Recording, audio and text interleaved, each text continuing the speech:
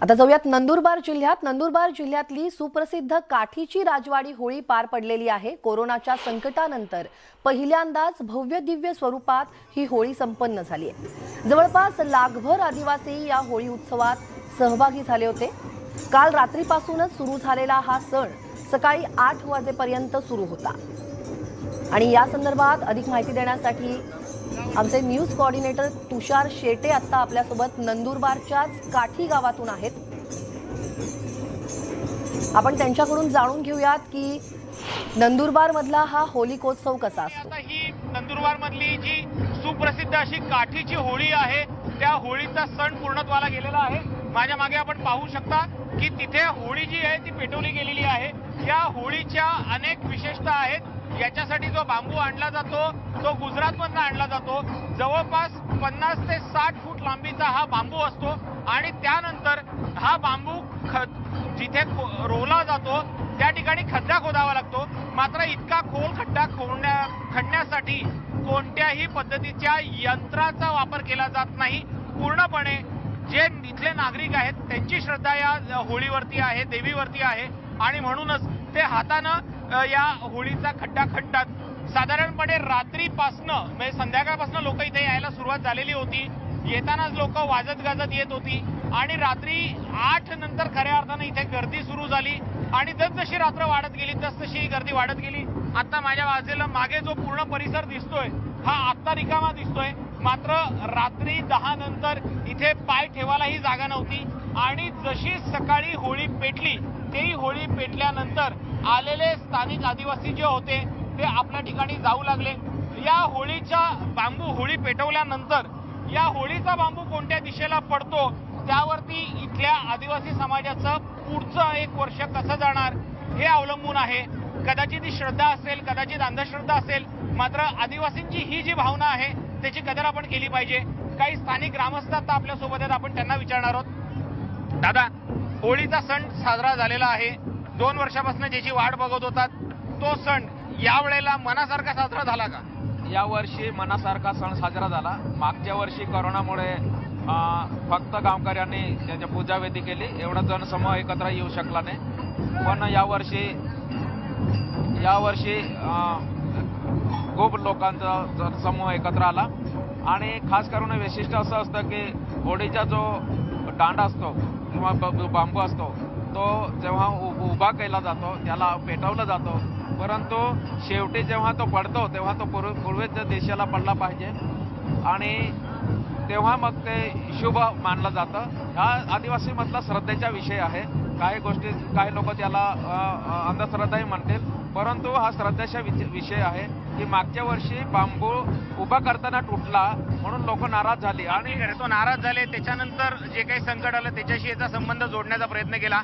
दादा, मात्र आता सगळं मनासारखं झालेलं आहे, त्यामुळे सगळं संकट दूर होईल, आदिवासींना पुढचं वर्ष चांगलं जाईल, खऱ्या अर्थानं त्यांचा विकास होईल, शेतीसाठी सगळं चांगलं होईल, पाऊस चांगला पडेल असं वाटतंय।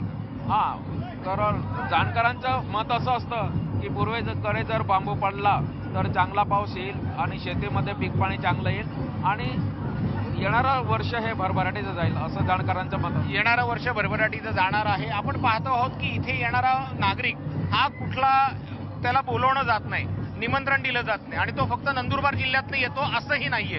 तो पूर्ण वेगवेगळ्या आजूबाजूच्या 3ही राज्यांमधनं येतो। देशी विदेशी पर्यटक येत असतात आणि इथलं नियोजन जे आहे ते नियोजन कसं असतं, कारण की लोक येतात, त्यांची स्वतःहून येतात, गर्दी होते, ते स्वतःहून निघून जातात आणि सगळं शांत सुद्धा होतं। होळीचा सण जो आदिवासीमध्ये आहे याच्यासाठी स्पेशल कोणाला निमंत्रण दिलं जात नाही आणि लोकांना माहीत असतं की पुनवेच्या रात्री काठीची होळी होणार आहे, त्याच्यामुळे लोक आपापल्या परीने डोक्यावर ढोल, खांद्यावर बोरं अशा पद्धतीने, आता थोडेफार रस्ते झाल्यामुळे वाहनाने येतात, पण याच्या अगोदर तर लोक पाय रस्त्याने काठीपर्यंत येत होते, रात्रभर नाचतात, पूजाविधी होते। सकाळी होळी जळाल्यानंतर लोक होळीचा राख माथ्याला लावला की आपापल्या परीने परत जातात। दादा, ज्यावेळेला आम्ही मुंबई पुण्यामध्ये गणपती उत्सव किंवा गणपती विसर्जनाच्या मिरवणुका बघत असतो त्यावेळेला तिथल्या लोकांना नाचवण्यासाठी नाशिक ढोल असतात, ताशे असतात, बाजा असतो आणि म्हणूनच लोक ही रात्रभर त्या मिरवणुकांमध्ये नाचत असतात। मात्र इथे तसं काहीच दिसत नाहीये।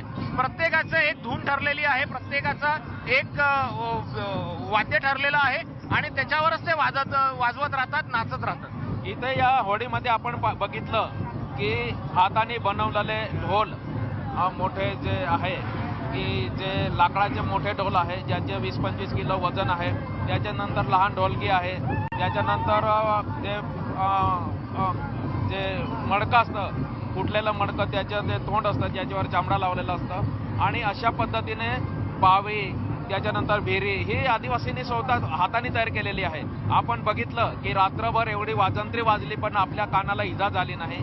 त्याच्यामुळे हा जो मधुर आवाज आहे, मधुर आवाज ऐकण्यासाठी किंवा या नाचण्यासाठी सगळे लोक एकत्र येतात आणि या मधुर आवाजामध्ये, कारण आदिवासींनी हाताने तयार केलेली वाजंत्रीच या ठिकाणी वाजवली जाते, त्याच्यामुळे सगळ्या लोकांना या वाजंत्रीचा आनंद भेटतो। दादा, अगदी एक शेवटचा प्रश्न विचारतो। नाचण्याचे जसे प्रकार असतात, होळीच्या सुरुवातीला जो नाच केला जातो तसाच नाच होळी उत्सव संपल्यानंतरही केला जातो की तो काही वेगळ्या प्रकारचा असतो? होळी ही आमच्या आदिवासीमध्ये एक पवित्र मानलं जातं, त्याच्यामुळे होळी महिना सुरू झाला तेव्हाच होळी गीतं म्हणतात, होळी महिना सुरू झाला तेव्हा होळीचे वाजंत्री वाजवतात, होळी नाचतात, पण होळी संपल्यानंतर हे वाजंत्री बंद केली जाते। तेव्हा होळीनंतर जो महिना येतो त्याच्यामध्ये बी आदिवासी लग्न करत नाही, होळीच्या महिन्यामध्ये बी लग्न करत नाही। दादा, अगदी एक शेवटचा प्रश्न। होळीची जशी परंपरा आहे तशीच धुलीवंदनाची सुद्धा परंपरा आहे। होळी पेटवल्यानंतर होळीतली राख अंगाला लावली जाते आणि त्याच्यानंतर धुलीवंदन साजरं केलं जातं, याच्या मागे काय कारण आहे? नाही, आदिवासीमध्ये धुलीवंदना साजरीच केली जात नाही। आमच्याकडे होळी पेटवतात, होळीचा जो राख असतो तो माथ्याला लावतात आणि आपल्या गावाला निघून जातात। तर आपण पाहिलं की कशा पद्धतीनं आदिवासींची होळी ही साजरी होते आहे।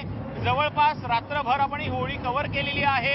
ही दृश्य न्यूज 18 लोकमतच्या माध्यमातून आपण प्रेक्षकांना दाखवत आहोत आणि आता ही होळी पूर्णत्वाकडे गेलेली आहे। इथे आलेले आदिवासी हे मनोभावे होळीला वंदन करतात, पूजा करतात आणि होळीची राख आपल्या अंगाला लावतात। मगाशी तुम्ही जर पाहिलं असेल तर मगाशी एका व्यक्तीनं भक्तिभावानं ही राख माझ्याही डोक्याला लावण्याचा प्रयत्न केलेला आहे। प्रसाद समजून मी ती लावून घेतलेली आहे आणि आता खऱ्या अर्थानं हा सण संपलेला आहे आणि आता हे नागरिक आपल्या घरी जायला निघालेले आहेत, इतकंच सांगावं असं वाटतंय। Back to studio.